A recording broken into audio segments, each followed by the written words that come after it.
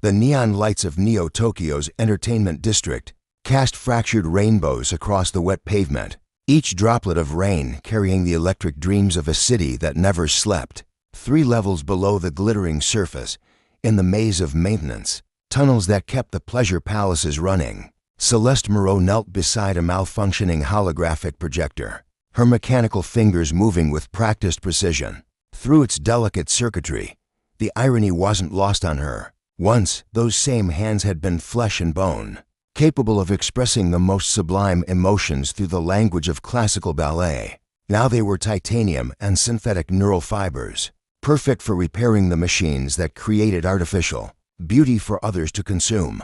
Another burned-out emotion processor, she murmured to herself, her voice echoing in the narrow tunnel. The projector had been displaying a romantic scene for one of the upscale pleasure clubs above. 2 lovers, dancing in a moonlit garden, their movements fluid and passionate. Now it flickered pathetically, the holographic dancers stuttering and fragmenting like her own shattered dreams. Celeste's legs, or what remained of them beneath the mechanical replacements, ached with phantom pain. The neural implants that connected her consciousness to the prosthetics still struggled to fully integrate. 3 years after the accident that had ended everything, she could walk, even run when necessary, but the grace that had once defined her existence was gone, replaced by the efficient but soulless precision of machinery. The accident played in her memory like a corrupted video file, the stage lights blazing down as she prepared for the final performance of Swan Lake, the moment of perfect suspension in her grand jeet, then the catastrophic failure of the automated stage equipment, the crushing weight of the collapsing set, the screaming of metal and bone, the sudden darkness that had swallowed her dreams whole. She had been Celeste Moreau, prima ballerina of the Royal Neo-Tokyo Ballet Company, star of the most prestigious stages in the world. Critics had called her poetry in motion, and the last true artist in an age of digital simulation. Her movements had been so pure, so transcendent, that even in a world where holographic performers could be programmed to achieve technical perfection, audiences still flocked to see her human authenticity. Now she was just another maintenance worker, one of the invisible army that kept the city's entertainment infrastructure functioning. The replacement limbs provided by the corporation were functional but crude, designed for strength and durability rather than the subtle articulation required for artistic expression. They had offered her counseling, retraining, even a generous settlement. What they couldn't offer was the return of her identity. Celeste. The voice belonged to Tomoko, her supervisor, whose heavy footsteps echoed through the tunnel. The Star Lounge is having problems with their main dance floor. Something about the haptic feedback system, Celeste sighed, carefully packing her tools back into their case. The Star Lounge was one of the more upscale establishments, where wealthy patrons paid enormous sums to dance with holographic partners or to watch live performers. Enhanced by cybernetic modifications, the haptic feedback system was what allowed the dancers to interact physically with their holographic partners, creating the illusion of touch where none existed. "I'll take care of it," she replied, standing with the careful, measured movements that had become her normal gait. The mechanical joints in her legs whirred softly, a sound that had once filled her with revulsion, but now served as a constant reminder of what she had lost. The journey to the Star Lounge took her through the service corridors that honeycombed the entertainment district. These passages were a world unto themselves, populated by the workers who made the magic possible: technicians, cleaners, security personnel, all of them invisible to the customers, who lived in the bright world above. As she walked, Celeste passed a maintenance shaft that led to one of the older sections of the underground, areas that had been abandoned when the district expanded upward. Sometimes, late at night when the ache in her legs became unbearable, she would venture into those forgotten spaces and attempt to move the way she once had. The results were always the same: clumsy, mechanical approximations of what had once been sublime art. The Star Lounge's main floor was a testament to technological excess. The dance surface itself was composed of millions of microscopic haptic generators, each capable of creating the sensation of texture, temperature, and resistance. Above it, holographic projectors created partners and environments that responded to the dancers' movements in real time. It was beautiful in its own way, but to Celeste, it felt like a mockery of genuine human connection. The problem was in the calibration matrix, a delicate balance of sensors and processors that translated the dancer's movements into haptic responses. As she worked, Celeste found herself watching the performers above through the transparent floor panels. They moved with enhanced grace, their cybernetic modifications allowing them to achieve impossible positions and sustain them for inhuman lengths of time. One dancer in particular caught her attention, a young man whose movements seemed to transcend his mechanical enhancements. There was something organic about his flow, something that reminded her of the pure expression she had once been capable of achieving. For a moment, she forgot about her work and simply watched, remembering what it felt like to be lost in the music, to become something more than human through the alchemy of art. The moment was shattered when her mechanical hand slipped, sending a cascade of sparks through the haptic matrix. The entire dance floor shut down, leaving the performers stranded in darkness. As emergency lighting flickered on and angry voices began to fill the space above, Celeste gathered her tools and prepared to face another reminder of how far she had fallen from grace. Finn Nakamura heard the explosion 3 levels down in his hidden workshop, buried so deep beneath Neo-Tokyo that the city's network signals barely penetrated. He felt the vibration through the reinforced floor. His hands never paused in there. Delicate work calibrating the neural interface of a prototype limb that had taken him 6 months to design. The workshop was his sanctuary, a place where the impossible became routine, and the discarded dreams of the broken found new life. The space itself defied the cramped confines of the underground. Finn had spent years expanding it, carving out chambers from the abandoned subway tunnels that had been sealed off during the city's vertical expansion.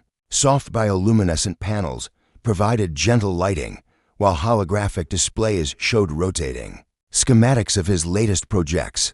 Every surface was covered with tools, components, and half-finished prosthetics that bore no resemblance to the crude replacements manufactured by the corporations. At 28, Finn possessed the kind of genius that emerged once in a generation. His prosthetics weren't just functional, they were works of art. Each one custom designed to restore not just capability, but the essence of what made each person unique. A pianist's hands that could feel the texture of every key, a runner's legs that responded to the subtlest shift in terrain, a painter's arm that could capture the tremor of emotion in a single brush stroke. The irony was that his own body remained unmodified, a choice that had cost him his position at Yamamoto Cybernetics 3 years ago. While his colleagues enhanced themselves with corporate implants, Finn had insisted that true innovation came from understanding the boundary between human and machine, not from erasing it entirely. His current project was different from anything he'd attempted before. The neural pathways were more complex, the feedback systems more sensitive. It was designed for someone whose body had once been capable of extraordinary expression, an artist, perhaps, or a performer. The inspiration had come to him in dreams, visions of movement so pure it seemed to exist beyond the physical realm. The workshop's main entrance was hidden behind a false wall, in the maintenance tunnels, accessible only through a biometric scanner. Disguised as a junction box, when the scanner chimed softly, announcing an unexpected visitor, Finn frowned. Only 3 people knew of this place, and none of them would arrive unannounced. He activated the security feed and felt his breath catch. A woman stood in the tunnel outside, her face pale with exhaustion and frustration. Her clothes marked her as a maintenance worker, but there was something in her posture, a careful, measured grace that spoke of different origins. Most intriguingly, her legs bore the telltale signs of prosthetic replacement, but not any model he recognized from the corporate catalogs. "Can I help you?" he asked through the intercom, his voice carefully neutral. She looked up at the hidden camera, her green eyes flashing with a mixture of desperation and determination. "I followed the vibration from the explosion. I'm looking for whoever's been doing unauthorized work down here. The power draws, the modified components, someone's running a serious operation. And I need to know who." Finn studied her more carefully through the camera feed. Her mechanical legs were crude but functional, typical of the basic models provided to accident victims by corporate insurance. But the way she moved, The unconscious positioning of her arms and torso. This was someone who had once commanded their body with extraordinary precision. And why would that concern a maintenance worker? He asked. For a moment, her composure cracked, revealing a vulnerability that made his chest tighten. Because I think you might be the only person in this city who could help me dance again. The words hung in the air between them like a bridge spanning an impossible distance. Finn's hand moved to the door controls before his rational mind could intervene. Something about her voice, the desperate hope barely contained beneath her professional facade, resonated with the dreams that had inspired his latest project. The hidden panel slid open, revealing his workshop in all its chaotic glory. The woman stepped inside, her eyes widening as she took in the advanced equipment and the elegant prosthetics displayed. Throughout the space, she moved like someone entering a cathedral, her gaze traveling from one impossible creation to another. My name is Celeste, she said softly, and 3 years ago, I was the prima ballerina of the Royal Neo-Tokyo Ballet Company. Finn felt the final piece of the puzzle click into place. The dreams, the inspiration for his current project somehow. His subconscious had been designing for her before he'd even known she existed. Celeste Moreau. He breathed, recognition flooding through him. I saw you perform once, at the Metropolitan Opera House. It was the most beautiful thing I'd ever witnessed. She flinched as if the memory caused physical pain. That woman is dead. The accident. She gestured to her legs, the movement sharp with bitterness. No, Finn said, moving closer to examine her prosthetics with a professional eye. She's sleeping, waiting for the right technology to wake her up. He knelt beside her, his fingers tracing the connection points where flesh met machine. These are garbage. Functional, but completely insensitive to the kind of neural input required for artistic expression. The doctors said it was impossible. Celeste whispered that the kind of precision required for ballet could never be replicated artificially. Finn stood, his eyes bright with possibility. The doctors were thinking like mechanics, not artists. They were trying to build legs. I build dreams. He gestured toward his workbench, where the prototype limbs gleamed under the soft lighting. I've been working on something I didn't know what for until this moment. Celeste approached the workbench with the reverence of a pilgrim approaching a shrine. The prosthetics were unlike anything she'd ever seen, sleek and organic in design, with neural interfaces so sophisticated they resembled silver lace. The joints moved with fluid precision, and the surface was covered in millions of microscopic sensors. They're beautiful, she said, her voice barely above a whisper. They're you, Finn replied, his voice rough with emotion he hadn't expected to feel. Every curve, every joint, every neural pathway designed for one purpose: to let you fly again. For the first time in 3 years, Celeste felt something she'd thought was lost forever: hope. But with it came a fear so profound it made her knees weak. What if it didn't work? What if the failure destroyed the last vestiges of who she'd once been? As if reading her thoughts, Finn placed a gentle hand on her shoulder. We'll take it slowly, he promised. One step at a time, one dance at a time. In the soft glow of the workshop, surrounded by the tools of impossible dreams, Celeste nodded. Perhaps it was time to discover if the swan could learn to fly again. Luna Zhang had always possessed an uncanny ability to appear at the worst possible moments. 3 weeks into Celeste's rehabilitation with the new prosthetics, just as she was beginning to believe that miracles might actually be possible, Luna descended into Finn's workshop like an avenging angel wrapped in corporate silk and digital fury. So this is where you've been hiding, Luna said, her voice carrying the kind of cold authority that had once made Yamamoto Cybernetics bored of directors tremble. She stood in the workshop's entrance, her own cybernetic enhancements gleaming beneath her tailored jacket, neural interfaces that sparkled like jewelry along her temples, and hands that bore the distinctive chrome plating of military-grade prosthetics. Finn froze at his workbench, a neural calibration tool halfway to the delicate interface port on Celeste's new leg. Celeste herself sat on the examination table, wearing shorts that revealed the seamless integration between flesh and Finn's artistry. The new limbs were functional but still raw, the neural pathways not yet fully synchronized with her brain's movement patterns. Luna, Finn said carefully, setting down his tools. How did you find this place? Luna's smile was sharp enough to cut diamond. Really, Finn? You think I didn't plant trackers in half the components you liberated from our old lab? She stepped further into the workshop, her enhanced eyes cataloging every piece of equipment, every prototype, every sign of the work that had been consuming Finn's life for the past 3 years. Corporate espionage isn't exactly your style, Finn replied, moving protectively closer to Celeste. What do you really want? What I want, Luna said, her gaze shifting to Celeste, is to understand why the most brilliant prosthetics engineer I've ever known is wasting his talents in a hole in the ground instead of changing the world from the top of Yamamoto Tower. Celeste had remained silent during the exchange, but now she spoke, her voice steady despite the tension crackling in the air. He's not wasting anything. He's giving me back my life. Luna's expression softened slightly as she took in Celeste's face the hope that hadn't been there 3 weeks ago.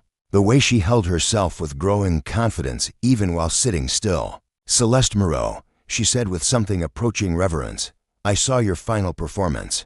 The entire city mourned when they announced your retirement. I didn't retire. Celeste said quietly, I was broken, and now you're being rebuilt. Luna observed, her professional eye noting the sophisticated design of the prosthetics. These aren't standard Yamamoto models. This is something entirely new. She turned back to Finn, her expression caught between admiration and frustration. You magnificent bastard. You've actually done it, haven't you? You've created prosthetics that can replicate artistic expression. Finn's jaw tightened. If you're here to steal my work, I'm here to save your life, Luna interrupted. And hers. The board knows about this place, Finn. They've been monitoring unusual power draws, tracking component purchases, analyzing the black market tech acquisitions. They know you're developing something revolutionary, and they want it. The words hit the workshop like a physical blow. Celeste's hand instinctively went to her new legs, as if she could protect them from corporate greed through will alone. They can't have her, Finn said, his voice low and dangerous. These aren't just prosthetics. They're part of who she is.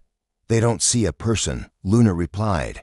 They see a prototype, a proof of concept for the next generation of human enhancement. Do you have any idea what the military would pay for limbs that sensitive? What the entertainment industry would do with performers who could achieve impossible perfection? Celeste stood slowly, testing her balance on legs that still felt alien. Despite their growing familiarity, then we have to prove them wrong, she said, her voice gaining strength with each word. We have to show them that this isn't about creating perfect soldiers or flawless entertainers. It's about restoring humanity, not replacing it.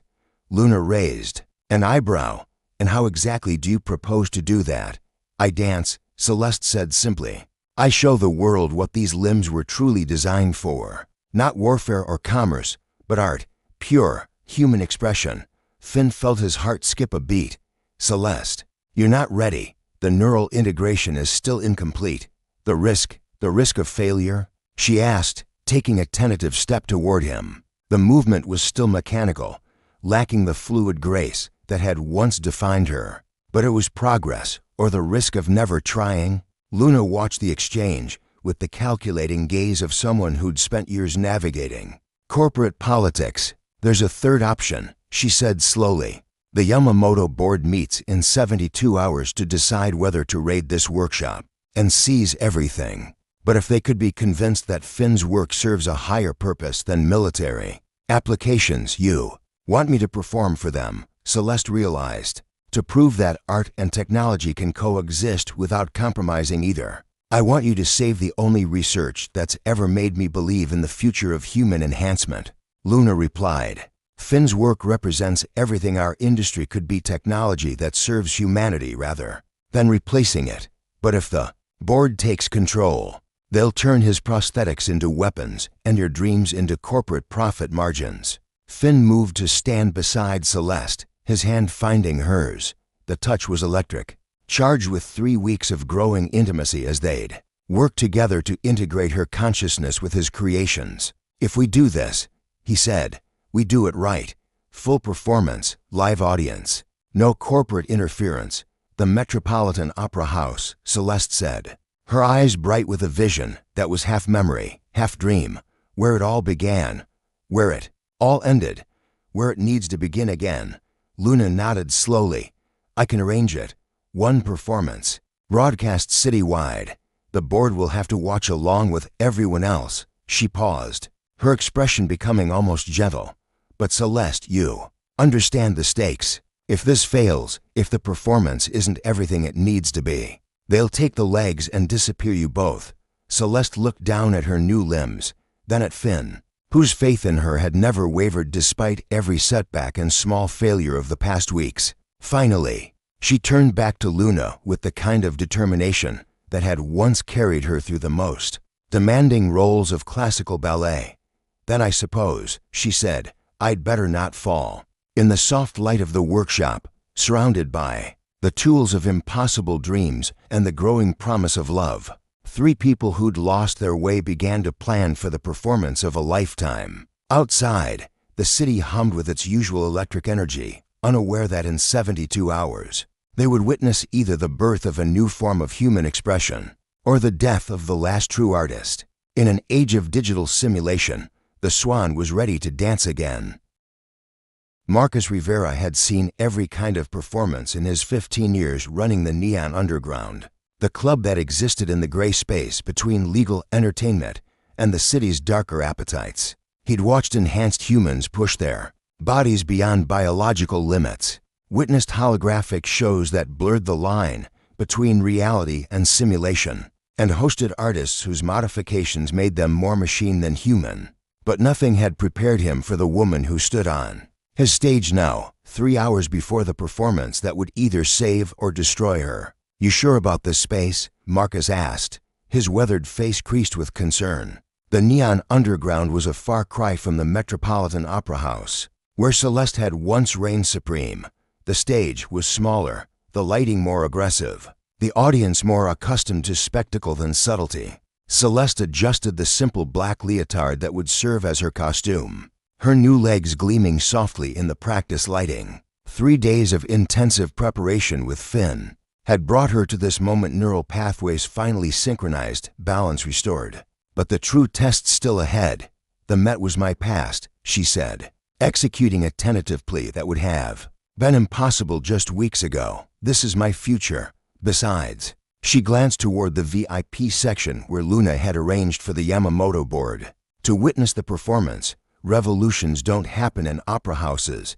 They happen in places like this. Finn emerged from beneath the stage where he'd been making final adjustments to the haptic feedback system that would translate Celeste's movements into visual art. His hands were smudged with grease, his hair disheveled from hours of work, but his eyes held the fierce concentration of a man fighting for everything he believed in. Neural responsiveness is at 97%, he reported, his voice professional, but his gaze soft when it met Celeste's. The new limbs are reading your intentions almost before you form them. It's remarkable integration. Marcus nodded toward the growing crowd beyond the club's entrance. Word's gotten out. Half the city wants to see if the famous ballerina can really dance again. The other half is here to watch you fail. And which half are you rooting for? Celeste asked, managing a smile despite the nervousness that made her new legs feel electric with possibility and terror. Marcus's expression softened. Honey, I've been in this business long enough to know the difference between performance and truth. What you're doing up there, that's not entertainment, that's resurrection. The club began to fill as the evening deepened. The audience was unlike any Celeste had ever faced. Cyberpunk kids with neon hair and subcutaneous lighting, corporate executives slumming in the underground, artists and outcasts and dreamers drawn by the promise of witnessing something unprecedented. In the VIP section, the Yamamoto board members sat like black-clad judges, their enhanced eyes recording every detail. Luna appeared backstage, her usual corporate composure cracked by genuine nervousness. The feed is live citywide, she reported. 17 million viewers and climbing. The board is attentive. Good, Finn said, making a final check of Celeste's neural interfaces. Let them see what their technology can really accomplish when it serves art instead of profit. As the lights dimmed and the first notes of music began a haunting fusion of classical orchestration and electronic ambience that Finn had composed specifically for this moment. Celeste felt the familiar transformation begin. The nervousness fell away, replaced by the deep calm that had always preceded her greatest performances. She stepped onto the stage, and the club fell silent. For a moment, she simply stood there, letting the audience see her as she was part human, part machine, wholly herself. The prosthetics were visible, their elegant design making no attempt to disguise their artificial nature. Instead, they seemed to celebrate the marriage of technology and humanity, chrome and flesh united in service of something greater than either could achieve alone. Then she began to move. The first steps were careful, testing the responsiveness of legs that were simultaneously foreign and familiar. But as the music swelled and her confidence grew, something magical began to happen. The mechanical precision of the prosthetics merged with the organic memory of her training, creating movements that were neither purely human nor entirely artificial, but something entirely new. She leaped, and the audience gasped as she achieved heights that would have been impossible with biological legs. But it wasn't the superhuman capability that took their breath away. It was the grace with which she landed, the perfect integration of power and control that spoke of countless hours of practice and adjustment. The dance evolved from classical ballet into something revolutionary, positions that pushed the boundaries of human anatomy, while maintaining the emotional truth that made dance more than mere athletics. Her prosthetics responded to every nuance of intention, allowing her to express concepts that flesh alone could never convey. In the VIP section, the Yamamoto executives leaned forward despite themselves. This wasn't the weapon they'd expected. To see it was something far more dangerous to their corporate vision. It was proof that technology could enhance humanity without consuming it. As the performance reached its crescendo, Celeste felt herself transcending the limitations that had defined her since the accident. The legs weren't just replacements for what she'd lost, they were evolution, an expansion of what it meant to be human in an age where the boundaries between organic and artificial were dissolving. The final movement was a leap that seemed to suspend her in the air forever, her body describing an arc that belonged more to dreams than physics. When she landed, it was with the silence of a cat and the grace of falling snow. The club erupted. The audience surged to their feet, their cheers echoing off the walls like thunder. But Celeste's eyes were fixed on Finn, who stood at the edge of the stage with tears streaming down his face. In his expression, she saw everything she needed to know that the performance had succeeded, not just as spectacle, but as proof that love and technology could create something beautiful together. Marcus grabbed the microphone, his voice rough with emotion. "Ladies and gentlemen, you've just witnessed the future of human expression. Celeste Moreau and the prosthetics of Finn Nakamura have shown us that our enhancement doesn't have to mean losing our humanity." In the VIP section, the Yamamoto board members were in heated discussion. Luna watched them with the satisfaction of someone who just played the perfect hand in a high-stakes game. But for Celeste and Finn, the real victory was simpler and more profound. As he helped her down from the stage, their hands intertwining naturally, they both knew that they'd found something worth fighting for, not just the technology that had made the performance possible, but the love that had made it meaningful. The Swan had not just learned to fly again. She had discovered that sometimes the most beautiful flights required both wings and rocket engines, both dreams and the courage to rebuild them when they broke. 6 months after the performance that changed everything, Anya Volkov stood at the entrance to the new Movement Academy, her heart hammering with the same mixture of terror and anticipation that had once paralyzed Celeste before her first professional audition. At 19, Anya possessed the raw talent that dance instructors dreamed of finding: natural grace, perfect pitch in her movement, and the kind of fearless dedication that separated true artists from mere performers. She also possessed something else, a degenerative muscle condition that would, within 2 years, make traditional dance impossible. The academy occupied the renovated spaces that had once housed Marcus's Neon Underground. After Celeste's triumphant performance, the club owner had offered her the venue for whatever she needed. "Revolution deserves a permanent home," he'd said. and refused to accept any payment beyond the promise that the space would always welcome those whom society had written off as broken. The main studio was a marvel of integrated technology and classical design. Holographic mirrors could display movement from any angle, while neural feedback systems allowed students to feel the subtle adjustments their bodies needed to make. But the heart of the space remained essentially human, a place where broken dreams came to be rebuilt, one step at a time. "You must be Anya," Celeste said, emerging from the studio, where she'd been working with two other students, a veteran whose legs had been destroyed in the corporate wars, and a young man born with cerebral palsy whose custom prosthetics allowed him to move with fluid precision. Anya nodded, suddenly shy in the presence of the woman who'd become something of a legend in the underground arts community. Celeste looked different than she had in the viral recordings of her comeback performance, more relaxed, more grounded, but with an inner light that seemed to emanate from her very bones. "I saw your audition recording," Celeste continued, leading Anya into the studio. "You have something special, but Finn tells me you're facing some challenges. The doctors say I have maybe 18 months before the muscle deterioration makes dancing impossible," Anya said, trying to keep her voice steady. "My parents think I should focus on something more practical, but dance is all I've ever wanted." Celeste's expression softened with understanding. "Let me show you something," she said, moving to the center of the studio. Without warm-up or preparation, she launched into a sequence that would have been impossible for any unenhanced human, a series of leaps and turns that seemed to defy gravity itself. But as Anya watched, she began to notice something else. The movements weren't just technically perfect, they were infused with an emotional depth that came from having lost everything and fought to reclaim it.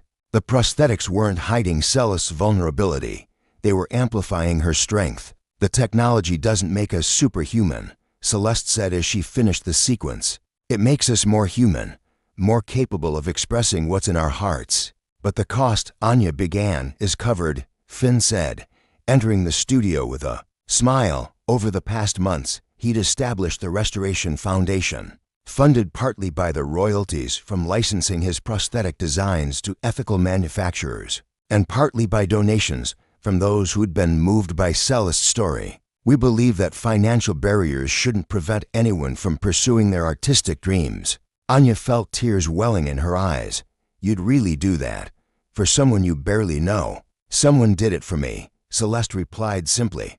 "Now it's my turn to pass it forward." The months that followed were the most challenging and rewarding of Anya's life. The process of integrating with Finn's prosthetics was neither quick nor easy. Neural pathways had to be painstakingly mapped, mechanical responses calibrated to match her artistic intentions. But through it all, Celeste remained her constant guide and inspiration. "Dance isn't about perfect technique," Celeste would remind her students during the long hours of practice. "It's about perfect truth. The prosthetics don't change that, they just give us new ways to tell our stories." As Anya's strength grew and her new limbs became extensions of her will, she began to understand what Celeste meant. The movements she achieved with her enhanced legs weren't superhuman, they were supremely human, expressing emotions and experiences that couldn't be contained within biological limitations. The Academy's first public showcase arrived on a crisp autumn evening, exactly 1 year after Celeste's comeback performance. The venue was the restored Metropolitan Opera House. Marcus had insisted on upgrading from the underground to give the students the stage they deserved. Anya stood in the wings, adjusting the flowing costume that concealed and revealed her prosthetics. In equal measure, round her, a dozen other students prepared for their moment, each one a testament to the power of technology. "In service of human dreams, nervous?" Celeste asked, appearing beside her with the silent grace that had become her trademark. "Terrified," Anya admitted. "What if I fall? What if the neural interface glitches? What if you fly?" Celeste interrupted gently. "What if you show the world that our scars can become our wings?" As the curtain rose and the first notes of music filled the air, Anya felt the familiar transformation begin. The nervousness fell away, replaced by the deep joy of movement, of expression, of being fully and completely herself in a way that transcended the boundaries between flesh and technology. She danced for everyone who'd been told they were broken. She danced for the dreamers who refused to accept limitations. She danced for the future where enhancement meant not replacing humanity, but expanding it. In the audience, Finn watched with the satisfaction of an engineer whose designs had achieved their highest purpose. Beside him, Luna smiled with the contentment of someone who'd chosen art over profit and found it infinitely more rewarding. Marcus wiped away tears, remembering the scared young woman who'd first walked onto his stage and marveling at the teacher. She'd become Dot, and in the wings, Celeste watched her students soar and knew that the most important performance of her life wasn't the one that had saved her career. It was every moment she spent helping others discover that their brokenness could become their strength. The swan had not just learned to fly again, she had learned to teach others that they, too, could transcend the gravity of their circumstances and dance among the stars. As the final notes faded and thunderous applause filled the opera house, Anya took her bow with tears of joy streaming down her face. In the front row, a young girl with crutches watched with wide eyes, already dreaming of the day when she, too, might dance. The revolution that had begun in a hidden workshop beneath the city had become something far greater than anyone had imagined. Not just a technological breakthrough, but a movement that celebrated the indomitable human spirit. In a world where the line between human and machine grew thinner each day, Celeste and her students proved that the most important augmentation wasn't to the body, but to the heart. The dance would continue, one student at a time, one dream at a time, one impossible leap at a time, and somewhere in the space between flesh and circuitry, between memory and possibility, the music played on.